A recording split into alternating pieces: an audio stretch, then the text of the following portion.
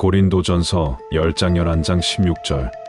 교회의 덕과 하나님의 영광을 위하여. 10장 1절에서 13절은 9장의 자유 절제에 대한 신뢰와는 정반대로 이스라엘 역사를 통한 자유 남용에 대한 신뢰, 자유 남용에 대한 신뢰를 바울이 제시하고 있습니다. 오늘날에도 성도가 우선순위를 바르게 해서 하나님의 나라 확장을 먼저 추구한다면 성자 하나님께서 친히 그 성도의 필요, 일체에 대한 공급자가 되어 주십니다.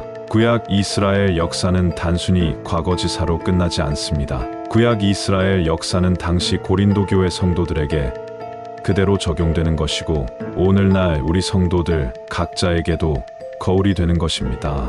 이 성경이라는 거울을 통해 우리 각자의 모습을 정직하게 바라볼 수 있어야 합니다. 이제 바울은 10장 7절에서 10절을 통해 구약 이스라엘의 역사가 고린도 교회 성도들에게 주는 구체적인 교훈 4가지를 제시합니다. 7절 말씀, 그들 가운데 어떤 사람들과 같이. 첫 번째 교훈입니다. 1. 너희는 우상 숭배하는 자가 되지 말라. 출애굽기 32장 6절에 기록된 바, 금송아지 우상을 하나님으로 경배한 후에 백성이 앉아서 먹고 마시며 일어나서 뛰논다 함과 같으니라. 8절 말씀, 민수기 25장 바알보을 음행 사건 때에 그들 중에 어떤 사람들이 음행하다가 2만 4천 명이 죽었나니 참 많은 사람들이 전염병으로 죽게 되었습니다. 이러한 구약 이스라엘의 역사가 우리의 거울이 되어서 우리에게 이러한 두 번째 교훈을 남기고 있는 것입니다.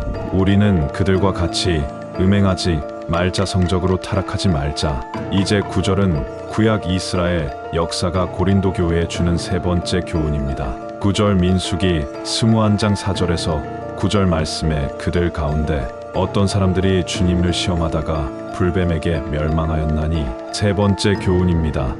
우리는 그들과 같이 하나님의 보호하심을, 하나님의 구원하심을 시험하지 말자. 여기서 바울이 염두에 둔 이스라엘의 역사는 민수기 21장 4절에서 9절에 언급된 사건으로 약속의 땅을 목전에 둔 상황에서 최단 코스인 왕의 대로를 에돔 족속이 허락하지 않으므로 멀고 험한 광야길로 돌아가는 것으로 인해 마음이 상한 이스라엘 백성이 하나님과 모세를 원망하다가 하나님께서 보내주신 불뱀에 의해 많은 사람들이 물려 죽은 사건을 가리킵니다. 특히 9절에서 바울이 지적하는 부분은 멀고 험한 광야길로 인해 마음이 상해서, 감정이 상해서 그동안의 수많은 은혜를 잊어버리고 전능하신 하나님의 보호하심, 하나님의 구원하심을 시험한 죄를 가리킵니다. 하나님의 보호하심을 시험하는 일은 당시 고린도 교회 성도들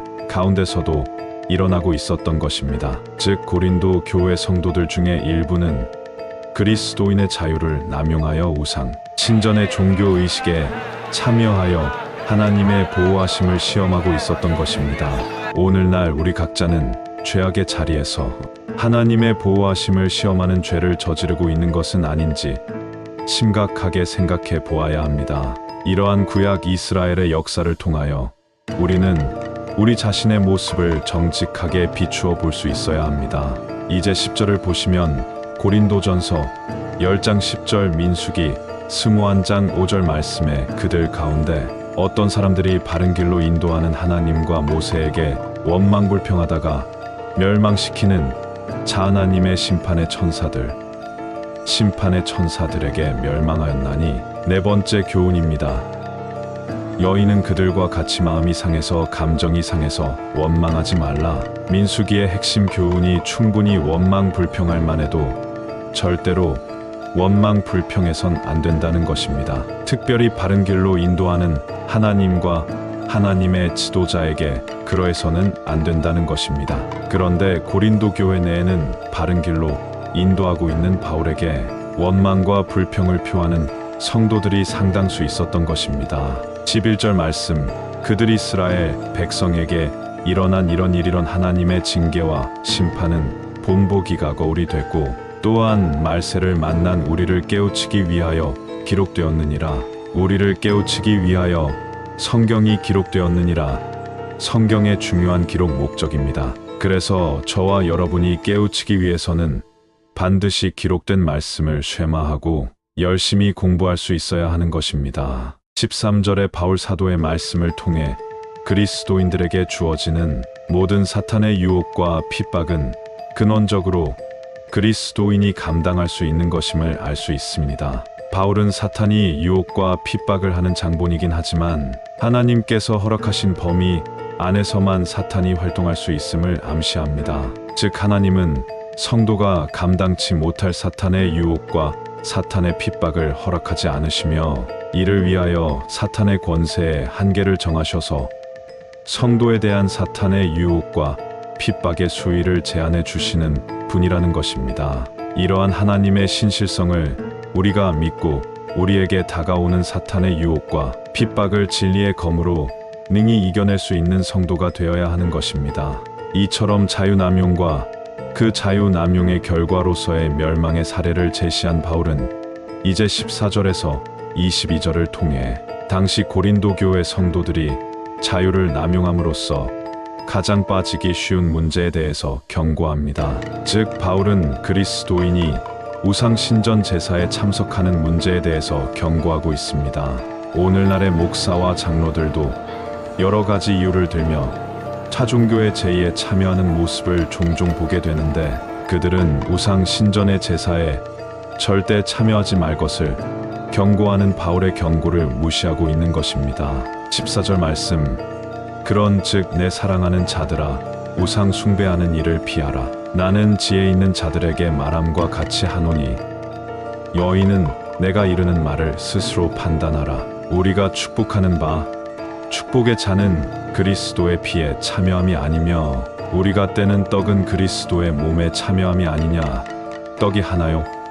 많은 우리가 한 몸이니 이는 우리가 다 한 떡 그리스도의 성찬에 그리스도의 성찬식에 함께 참여함이라. 구약시대 성전에 번제단 제사에 참여하였던 유대인들이 하나님과 교제하는 것이 되었던 것처럼 우상 신전의 제사에 참여하는 자들은 귀신들과 교제하는 것이 된다는 것입니다.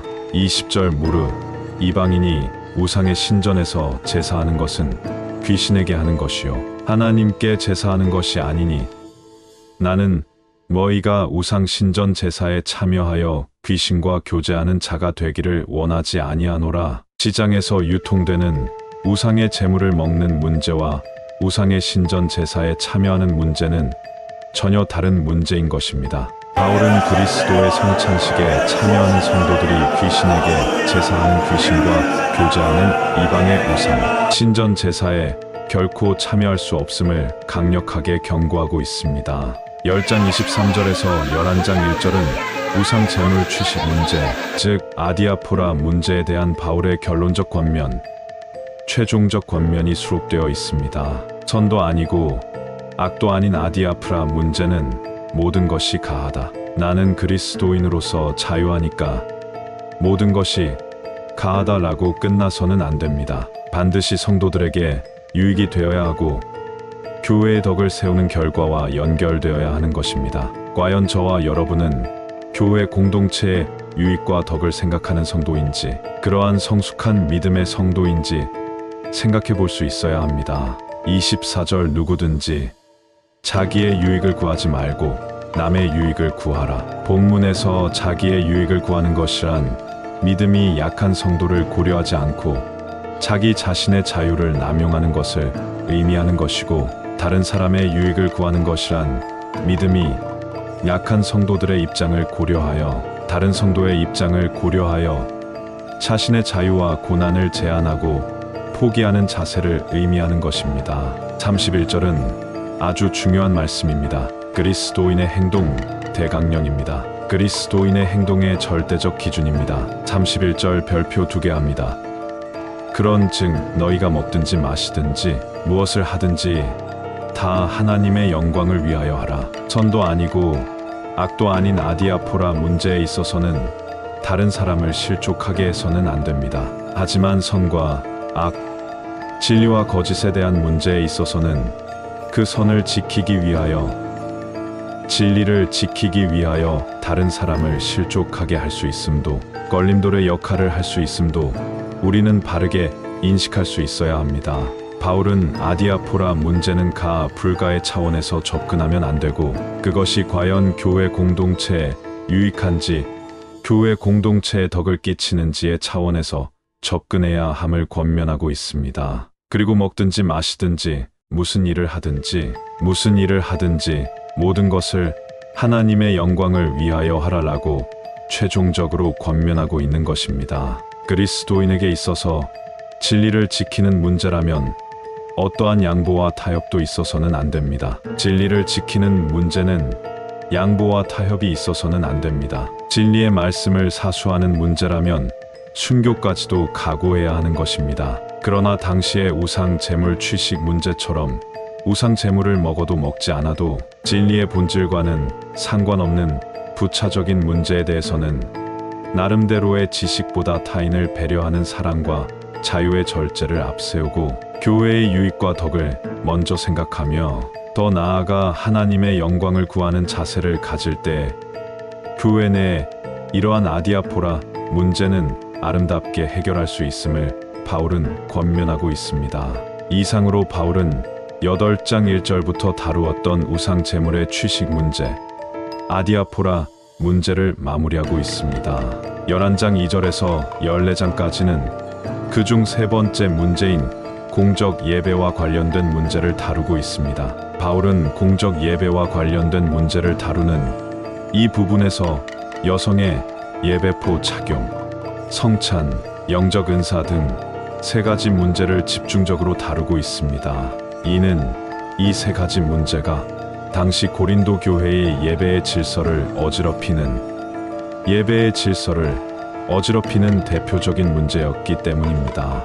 바울이 본문을 통하여 전달하고자 하는 메시지는 명확합니다. 그것은 남녀 서로가 서로에게서 태어났다라는 부분입니다. 즉 여자가 남자에게서 난 것과 남자가 여자로 말미암아 난 것이 불가분의 관계에 있음을 밝히고 있는 것입니다. 바울은 여기서 그치지 않고 한 단계 더 나아가 설명합니다. 바울은 남녀 모두가 하나님에게서 났다 라는 사실을 통해 남녀의 본질적 기원이 동일하고 평등함을 부각시키고 있는 것입니다.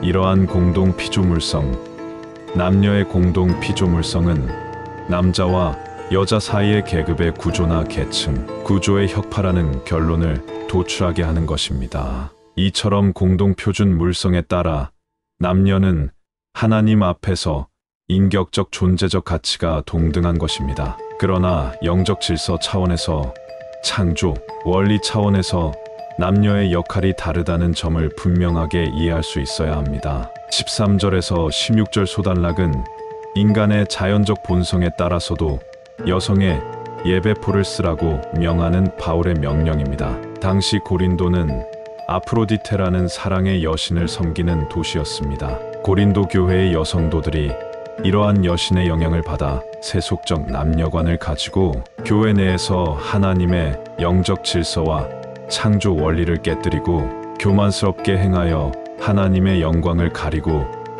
교회를 욕되게 하는 여성들이 있었음을 본 문단은 암시하고 있는 것입니다. 저와 여러분이 그 자체로는 선도 아니고 악도 아닌 아디아포라 문제에 있어서 교회 공동체의 덕과 하나님의 영광이라는 보다 고양된 목적에 따라 성숙하게 생각하고 행동할 수 있기를 바라고, 오늘날 우리 사회에서 남녀의 무조건적인 평등을 내세우며 하나님의 영적 질서와 창조 원리를 무시하는 중대한 오류에서 분명하게 구별되는 저와 여러분이 될 수 있기를 바랍니다. 기도하겠습니다. 사랑과 공의의 하나님, 아버지, 저희에게 평안을 허락해 주셔서 주의를 거룩히 지키게 하시고 바른 교훈을 배우게 하시니 참으로 감사를 드립니다. 저희가 교회 공동체의 덕과 하나님의 영광이라는 보다 고양된 목적에 따라 성숙하게 생각하고 행동할 수 있기를 바라고, 시대 정신에 편승하지 않는 성경적인 남녀관을 회복하기를 원하오니 은혜와 진리로 인도하여 주옵소서. 모든 것을 감사드리며 그리스도 예수님의 이름으로 기도하옵나이다. 아멘.